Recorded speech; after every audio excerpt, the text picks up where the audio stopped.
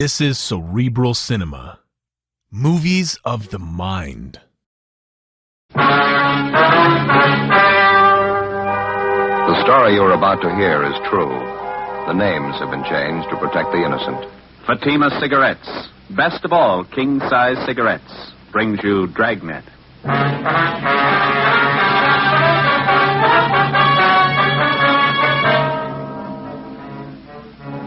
You're a detective sergeant. You're assigned to Juvenile Bureau.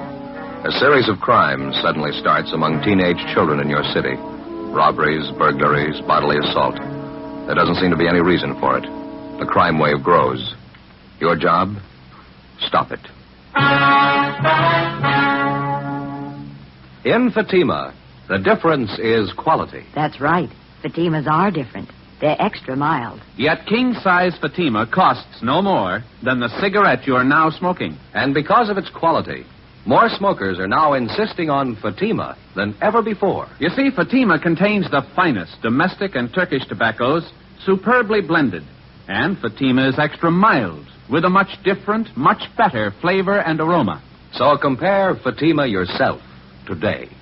You'll find Fatima gives you all the advantages of extra length, plus Fatima quality, which no other king-size cigarette has. Remember, the cost of Fatima is the same as the cigarette you're now smoking. But in Fatima, the difference is quality. Next time, buy Fatima. Best of all king-size cigarettes.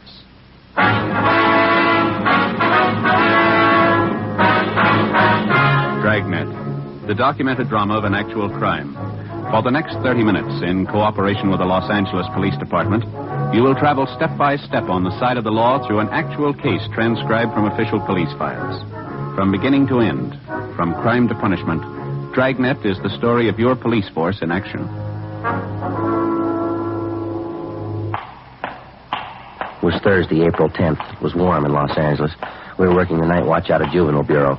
My partner's Ben Romero. The boss is Captain Stein. My name's Friday. It was 10:27 p.m. when I got to 1335 Georgia Street, second floor, the squad room. Joe, that you? Yeah, you ready? Yeah, half a minute. All right. Let me get my coat on here. Did you leave a note for McNamara? Yeah, all set. All right, let's hurry, huh?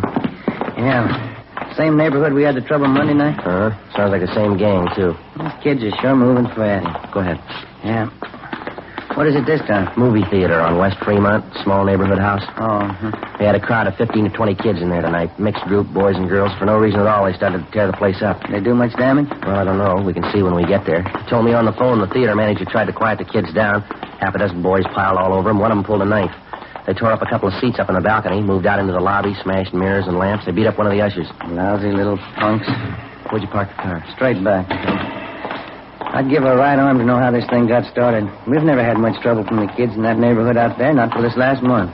Seem to be going crazy. Well, it's not getting any better. Burglaries, car thefts, wrecking property. Somebody's going to come out on the short end if it keeps up. It's got to happen. Maybe it already has. When they were ripping up that theater lobby tonight, one kid got hurt. What happened? It's a 14-year-old boy. In the mix-up, he got shoved through a display case, plate glass. Cut up pretty bad? His eyes. They're not sure he'll see again. In police work, the standard law of cause and effect works like it does for everything else. When a crime's committed, there's a cause behind it. There's a reason for it. And when a group of normally well-behaved kids in an average residential neighborhood start running wild, there's got to be a reason for that, too.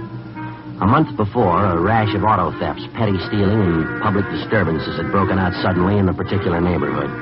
All of the incidents were traced directly to the teenagers in the area. Why the kids had suddenly decided to run wild, we didn't know, but the amount and the nature of the violations kept getting more serious. Juveniles who'd previously been picked up for petty thefts and placed on probation were now committing burglaries. Auto thefts in the area had jumped 20%. Misconduct and drunk charges against the teenagers, girls and boys alike, increased by the week. We had a fair idea what the root of all the trouble was, but so far we hadn't been able to trace it.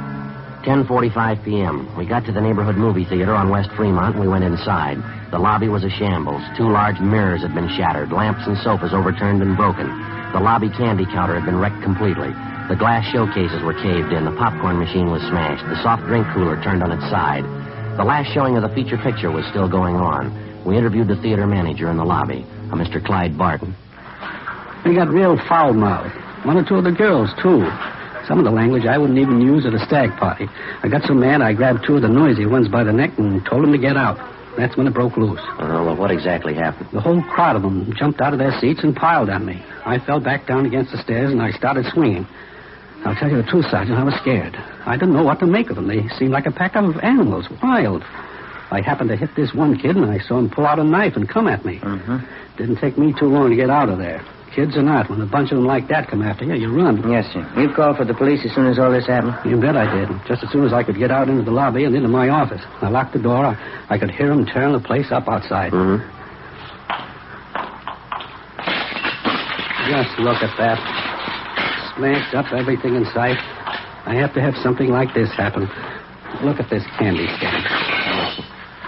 Well, how about some of the kids you recognized in that crowd, Mr. Borden? Oh, say, the last show's ready to break. Folks are going to be coming out. You want to step back here into my office? We can talk there. Be out of the way. That'll be fine, son.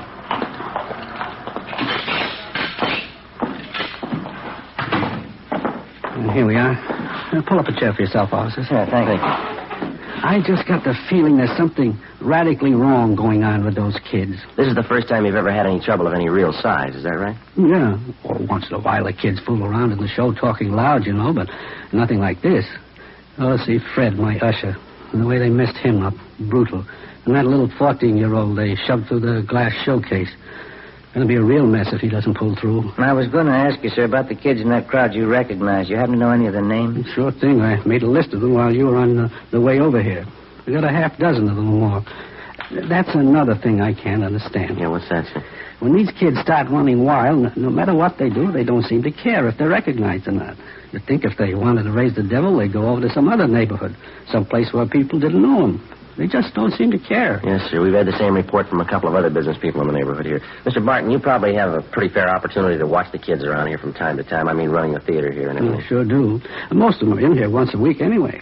Some of the kids I've known since they were in knee pants. Well, have you any idea at all what's behind all this trouble? I mean, any real indication? Maybe I'm just the suspicious kind, but I've got an idea, all right. Here, I'll get that list of names for you at the same time. There they are. 7 names in all. Every one of those kids was in that gang tonight. I can give you a hand tracking down their address. Oh, thank you. There's something else. Here's what I was talking about. What's this, sir? In that scramble in the lobby tonight, this little box fell out of one of the kids' pockets. One of the ushers picked it up, brought it into me. Have a look inside. Ben? I don't know too much about it, Sergeant, but I got a hunch. I don't think I made a mistake. Yeah. What do you think? No, sir, no mistake. It's marijuana. We finished interviewing the theater manager, Clyde Barton, and then we talked to the usher, Donald Masters, who recovered the small box containing the marijuana from the floor of the lobby. He told us he recognized the young fellow who dropped the box, but he wasn't sure. He said the boy's name was Harold Everson, one of the names which appeared on the list which the theater manager, Mr. Barton, had given us. Half an hour later, Ben and I located the Everson boy's home. It was a 2-story frame colonial-style house in the better-than-average section of the area. The boy's father answered the door, a Harold Everson Sr. We told him what we wanted. A little late to be making routine calls, don't you think? People have to get their sleep. Why can't you let it wait until morning? It's not a routine call, Mr. Everson. I'd like to see your son, if he's home. Harry? What do you have to see him about? Well, do you have any idea where your boy spent his time tonight, sir? He said he was going down to the gym, play a little basketball, and he was going to the library. It's a school night. He had studying to do. I think maybe you ought to keep a little closer check on your son, sir. That's not the way we get it. What are you getting at? I trust my boy. He said he was going to the gym and then to the library. He's got no reason to lie about it. They had a minor riot at the neighborhood movie down on West Fremont tonight. A gang of high school kids ran wild and wrecked the place. What's that got to do with Harry? A couple of people recognized him among the gang of kids. They said he did his share of wrecking along with the rest of them. Couldn't be. It's a lie. Harry didn't go to the show tonight. He told me when he got home. He even had his books with him. He spent the night at the library. I'd like to have you take a look at this, Mr. Everson. Huh? This box here. Would you recognize this at all? Well, yeah. Same kind of box my stomach pills come in. Got a little acid condition in my stomach. I take these pills for it. What's all this have to do with Harry? I'm going to open the box for you, Mr. Everson. I don't get it. What is this stuff? Someone saw your son drop the box in the lobby of the theater tonight. The box contains marijuana. It's stupid. It couldn't be right. I haven't got that kind of a boy. I know it isn't right. Do you mind if we talk to your son? Maybe he can explain it for us. Just a minute. I'll get him down here. All right, sir. Have a chair if you want. Thank you. Sure a nice place, huh, Joe? Yeah, beautiful furniture, isn't it? There's nothing like period furniture. Never goes out of date. Be just as much in style 10 years from now as it is today. Mm-hmm. We better be sure and tag by Georgia Street Hospital on the way back and see how that kid's doing. You know, the one that was hurt at the show. Oh, yeah. Huh? This is my boy, Harry, officer. All right. How are you, son? Harry just told me, officers, he doesn't know what this is all about. He was at the library, like I said. Sure, I was there till they closed. Somebody made a mistake. I wasn't at the show tonight. Harry, do you know Mr. Barton, the man who runs the theater? Yeah, I know him. Why? Well, he swears you were there tonight. So does one of the ushers. Who? Boy by the name of Donald Masters. He says he knows you pretty well. I don't know any Donald Masters. You go to the same high school together, son. You're in the same class. I told you I don't know any Donald Masters. What about this, Harry? Huh? This box here. You recognize this? No. What's the matter, son?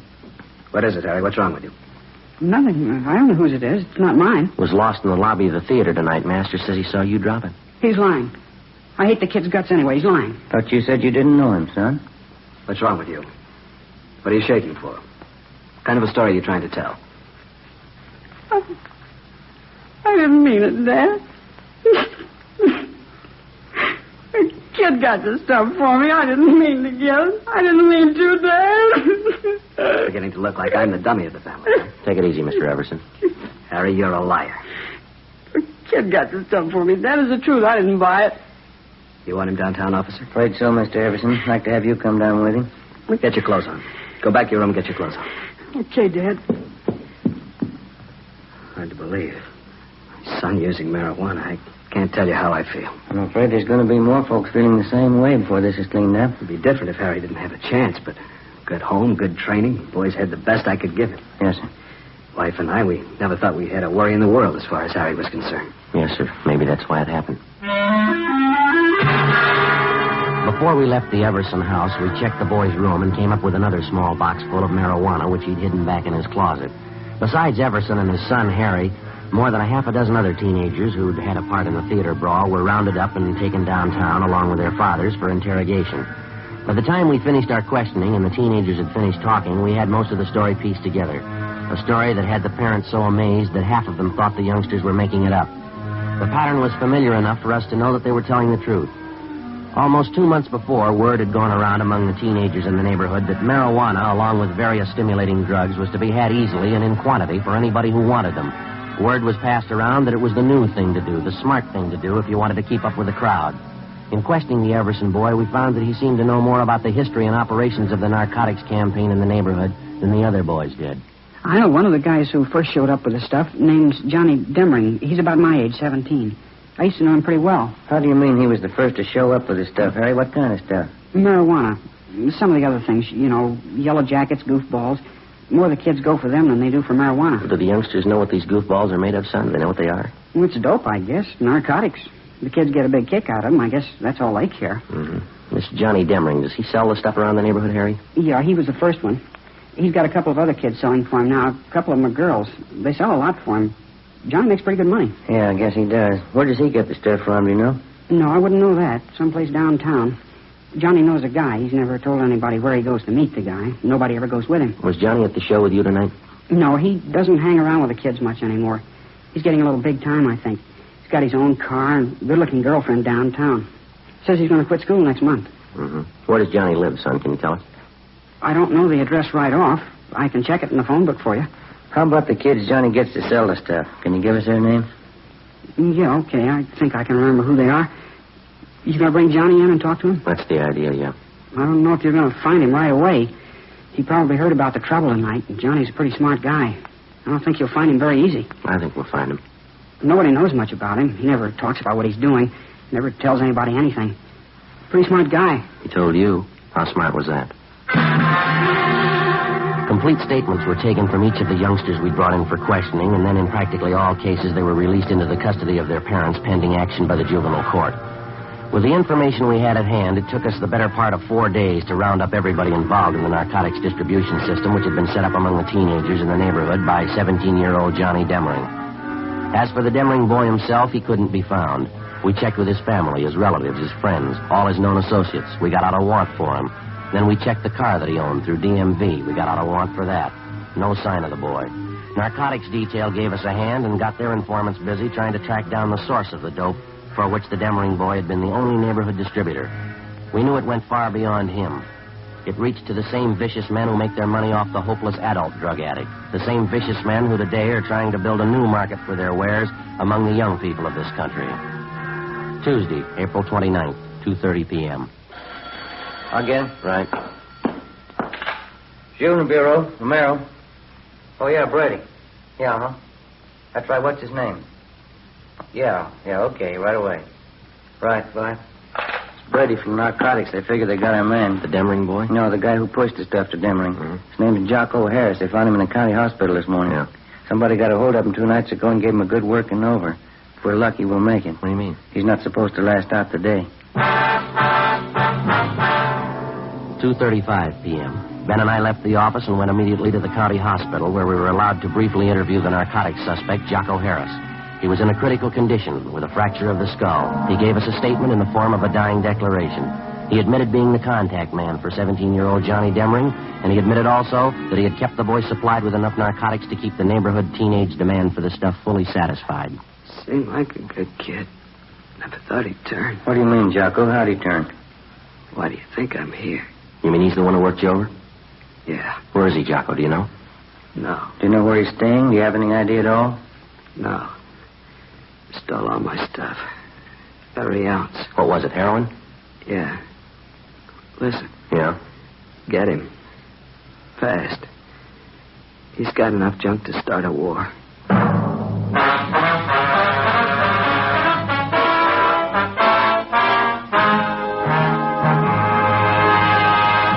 You're in a cruiser car of a Metropolitan Police Department. You receive a routine radio call.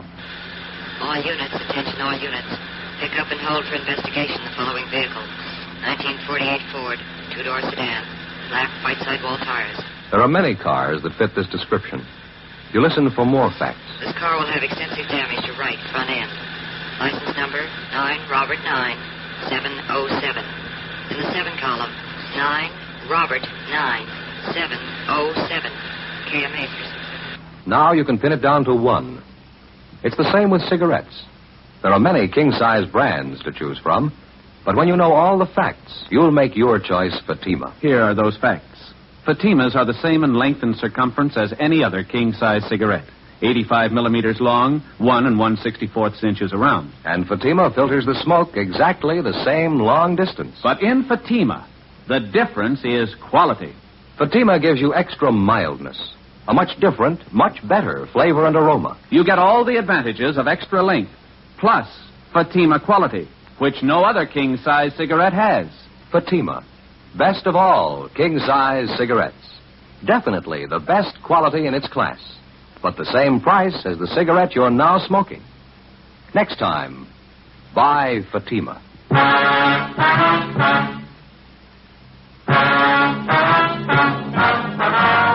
Wednesday, April 30th, 9 a.m. The hunt for 17-year-old Johnny Demering was intensified.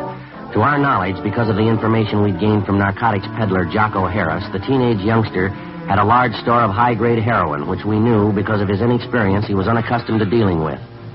In his hands, the narcotics immediately became a lethal weapon. We knew that Johnny Demering had only one market to deal in, only one type of customer he was acquainted with, the teenager. In previous transactions, we knew that the youngsters received only a low-grade type of narcotic, highly diluted. We knew that if Demering succeeded in dispensing the highly concentrated store that he had on hand, and the juvenile customers he served tried it on themselves, it would very likely result in death. 3 p.m. Wednesday. Despite all our efforts, Johnny Demering and the store of high-grade narcotics which he'd hijacked from Jocko Harris were still missing. Wednesday, 12 noon. We began rechecking every one of the possible sources that might lead us to the suspect. One of them was the boy's mother, Mrs. Frances Demering. We talked to her at work. She was employed as a multigraph operator in the mailing department of a large downtown department store. Not since the last time you talked to me, Sergeant. I haven't heard a word from my boy. Nothing at all. Have you heard anything? Well, yes, ma'am, in a way. We've got an idea he's still somewhere in the city. That's why we figured we'd come back and talk to you again. Have you been in touch with your relatives in town recently, Miss Demering? I mean, those that Johnny might possibly contact? Yes, there's just my sister and my mother. Yes, ma'am. I guess it just wasn't to be right from the start. Johnny's father ran away, you know. Tried my best after that. Never seemed to be enough. Suppose there's no getting away from it. A boy needs a father. You can try all you want. They still need a father. Some kind of discipline. Mm-hmm. How about the relatives you have out of town, Miss Demering? Any word from them at all about Johnny? No, Sergeant, nothing. Would you excuse me, please? This run here's finished. I have to get it off the machine. Sure, go right ahead. Yes, a terrible thing. Johnny getting mixed up in all this. Seems no matter how you try, it's never enough. Never enough. Do you have any idea at all where Johnny would most likely go in town if he didn't want to be seen, Mrs. Demering? Where'd he go? No, I wouldn't know that, Sergeant. First place, Johnny's never really been in trouble before. Well, how about Johnny's school friends, ma'am? Would there be any one of them he might possibly contact in the jam? None that I haven't told you about before, I don't think. Evelyn. She's the only one I suppose Johnny'd go to if he needed help, if he was in trouble. That's his girlfriend at the high school, isn't it, Evelyn Maxwell? Yes, that's right. Sweet girl. How about a girlfriend Johnny was supposed to have downtown somewhere, Mrs. Demering? Would you know anything about her? Nothing really, no. Her name was Betty, I think. You have no idea where she lived downtown? No, I don't, Sergeant. Well, all right, ma'am. Thank you very much. Appreciate it if you'd notify us if you hear anything about your son at all. All right, Sergeant, thank you. Tomorrow's Johnny's birthday, you know, I meant to tell you. Always expect Johnny home on his birthday. Seems no matter where he is, how he's tied up with his school or his sports or something, Johnny always makes it home for his birthday. I see. I wonder how it'll be tomorrow. He's never missed once. Not once. Well, if he shows up, I guess you can count on one thing, ma'am. What's that? He's going to have to miss next year. 2 p.m. Ben and I picked up a glass of milk and a hot dog for lunch, and then we continued making a check of Johnny Demering's closest friends. Next in line after his mother was Demering's high school girlfriend, Evelyn Maxford.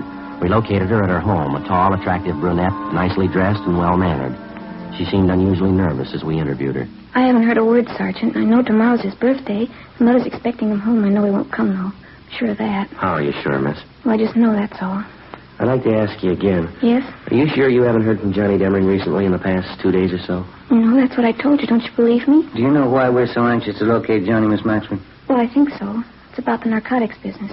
You say Johnny had a hand in it. He was selling those things to the kids. I still don't believe it myself. It's a lot more than that, the way it stands now, Miss Maxford. What do you mean? Well, when he was at school, Johnny was kept supplied with narcotics by a man named Jocko Harris. He's what we call a pusher, kind of an in-between supply man in the narcotics trade. Mm-hmm. Well, 2 nights ago, Johnny caught up with this Harris. He beat him up badly enough to send him to the hospital with a fractured skull. And then Johnny stole every bit of narcotics that Harris had in his room. Some of the strongest stuff you can buy on the market. That's why we want Johnny, Miss Maxford. I don't think I understand. What does it mean? It means that most of the teenage kids Johnny's been supplying stuff to have been getting fairly weak grades in narcotics. If he gets some of this stuff to them and the kids start taking it, it might prove too strong for them. If they take too much of it, it could kill them outright. Mm-hmm. Now, you see what we're up against. We've got to find that boy. We've got to find him soon. Couldn't you talk to his mother? Maybe she could tell you something. Well, we already have, miss. She couldn't tell us anything. That's why we halfway depended on you. Why do they have to put it in my lap? Why does it have to be me? I liked Johnny for a while. I don't know what to think now. Well, have you heard from him, Miss Maxford? Now, there's no reason to be afraid. You'd probably feel a lot worse if something happened to one of the high school kids, wouldn't you? Miss Maxford? I got a call from him yesterday, Johnny. He wouldn't tell me where he was. I asked him, but he wouldn't tell me. What else did he say? He knows everybody's looking for him. He doesn't know about the stuff that he stole, though. I'm sure of that. He doesn't know what it could do. Did he make any dates with you? Did he want to see you? Yes, he wants to see me. He wants me to meet him tonight. Where? Excuse me. Yes, go ahead. Hello? Yes? I don't know. I don't really. What? 7 o'clock, all right. Yes, I'll meet you then. All right, goodbye. That was Johnny just then. He wanted to make sure I was going to meet him tonight. When? 7 o'clock tonight, right near Westlake Park. Which side, miss? The west side, Sergeant. I hope to God it's not true. What's that? The narcotics he stole from that man. You said they were powerful? Yes, we did. Johnny's been taking them for 2 days. 6:45 p.m. Together with 2 other men from Juvenile Bureau, Hurst and Ty, we drove near the appointed spot along the lake in Westlake Park where Evelyn Maxford's meeting with the teenage suspect Johnny Demering was to take place. We staked out at a reasonable distance, and Miss Maxford went ahead to the meeting spot. As far as we could see, there was no sign of Demering. Somebody on the opposite side of the lake was playing a phonograph. The music came over faintly across the water. We watched the Maxford girl cross the long stretch of grass down to the lake. She approached the shore. We saw her stop and look down. Joe, let's go. Come on. Yeah. We ran all the way as fast as we could get there. When we got close enough, we found out the reason for the scream. He was lying face up on the ground near the edge of a small clump of trees close to the water. He was a good-looking boy, dark hair, good build. Took only one look, and you knew right away he was too young to be dead. You could argue for a week, but you wouldn't change it. He was dead. The girl stood over him, her face in her hands, crying. No marks on the body, Joe. None at all. Well, that must be it, huh? An overdose? It's the way it looks to me. We better get her out of here, hadn't we? Yeah. Miss Maxford? Come on, Miss Maxford. Yes, Sergeant. It's all right. It's all right now. We'll have one of the other men drive you home. We can take care of whatever has to be done here. He was a good boy, Sergeant. He was smart. How'd he ever get started in such a thing? How could he ever make such a mistake? Well, he's got the best excuse in the world, miss. Yes. He was 17.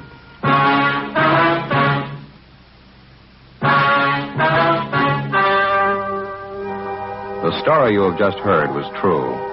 The names were changed to protect the innocent. On May 2nd, a coroner's inquest was held at the county morgue, Hall of Justice, City and County of Los Angeles, State of California. In a moment, the results of that inquest. And now here is our star, Jack Webb. Thank you. Friends, it makes us very happy to know that so many of you have switched to king-size Fatimas. Now, this actual sales report I have here shows that in state after state, more people are smoking Fatimas every day. In the first state, Fatima sales are up 97%. The next state sales up 114%. Still another state, 117%. And still another, 69%. Well, those are just a few. Now, in my opinion, that can mean only one thing. That thousands and thousands of smokers, coast to coast, agree with what we've been saying. Fatima is the best of all king-size cigarettes. If you haven't smoked them yet, remember this. Fatimas cost no more than the cigarette you've been smoking. Fatima gives you all the advantages of extra length, plus Fatima quality, which no other king-size cigarette has. So tomorrow, buy Fatima.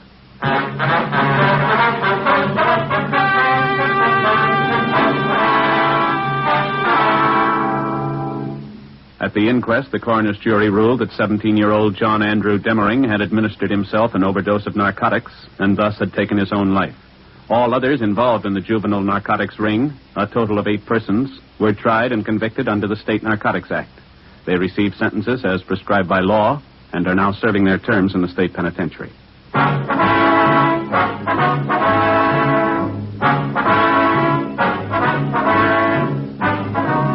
You have just heard Dragnet, a series of authentic cases from official files. Technical advice comes from the Office of Chief of Police W.H. Parker, Los Angeles Police Department. Fatima Cigarettes, best of all king-size cigarettes, has brought you Dragnet, transcribed from Los Angeles. Stay tuned for Counter Spy, next on NBC.